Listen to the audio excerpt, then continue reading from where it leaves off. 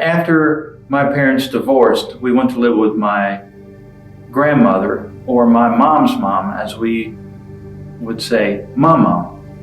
And we lived with my grandmother, and all I knew is that one day we were living at home, and then the next day we're living with my mama. And I didn't understand it. I really didn't know why.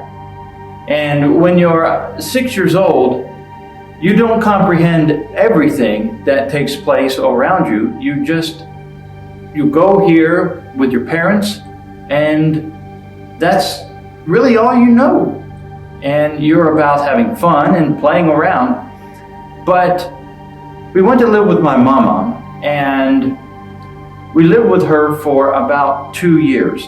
And my mother, during this time, met another man named John, and John would later become my stepdad.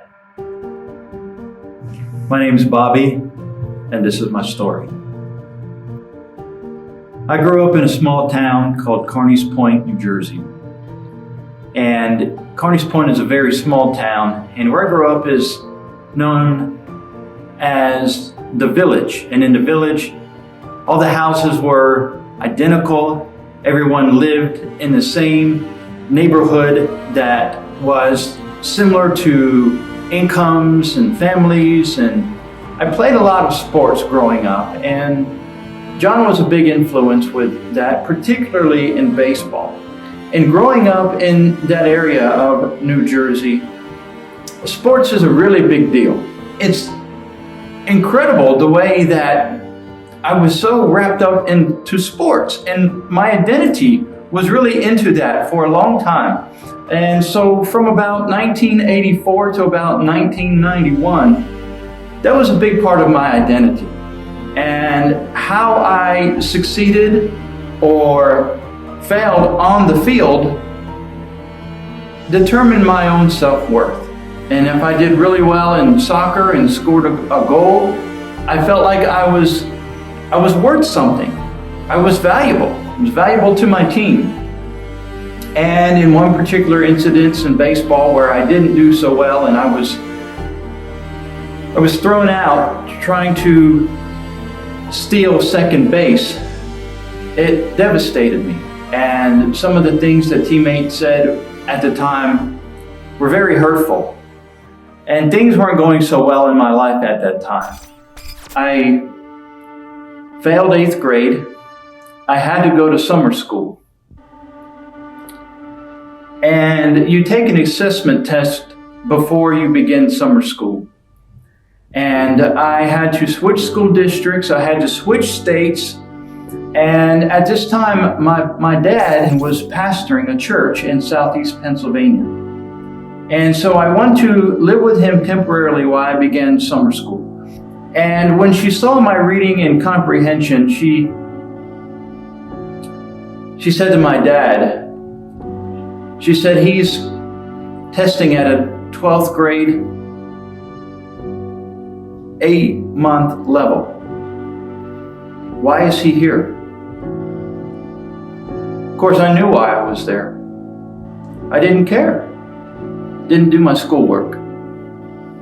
Didn't really have any motivation to do well in school. And I had begun to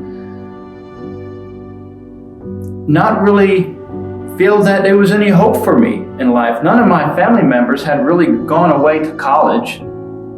My mother, she was a nurse and she worked a lot.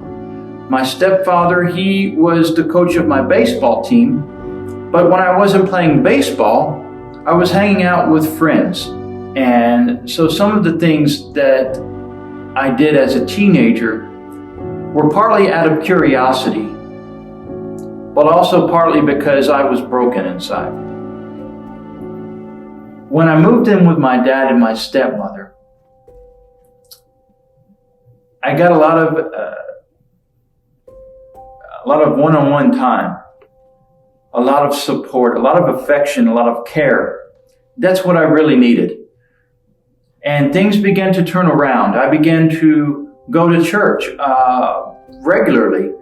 and be around Christian people. People who were just very kind-hearted, very loving, gracious, generous. And at that time, about 1993, I see how God began to work on my heart. I remember one particular time I visited my dad's mother, and I remember she just gave me a hug, and I was probably about 16 years old. And she just hugged me. And something broke. Like all of the pain and all of the heartache and resentment and disappointment and hurt, it just began to melt. And I just began to cry on her shoulder. And she didn't have to say a whole lot. She just hugged me and loved me and just patted me on my head. And it's as if she knew what I was trying to say but could not express it. She just loved me. I wasn't really thinking I could do college, and God began to work on my heart. I went to college to be a business administration major. So in 1994, I went to a convention. And at this convention, the speaker invited those who felt that they needed to stand because God was calling them. I stood, and it felt just like a hug I had received from my grandmother. It's hard to describe, but it was warmth. It was love. It was acceptance. It was mercy. It was grace. And it felt great. In 2006, I had an opportunity to go to Israel. And when we landed in Tel Aviv, I felt there was something special. And when we got there, I couldn't believe I was there in Israel. And my first night there, I was beside the Sea of Galilee, and I was reading my Bible. I couldn't read enough about Jesus and about his ministry and his miracles and everything he did around the Sea of Galilee, and I've heard it my whole life. It is surreal. It's mind-blowing. Everything that I heard my whole life, now I am actually seeing with my eyes. It was amazing. I was there till about 3:30 in the morning just reading the Bible. I couldn't read it enough. I couldn't put it down. The very next day we went on to the Sea of Galilee, onto a boat that takes tourists out to the middle of the lake. In the middle of the Sea of Galilee, I felt what I would describe as a grandmother's hug in my heart. It was a powerful experience, a powerful moment. And God just began to touch me and overwhelm me with love for his people.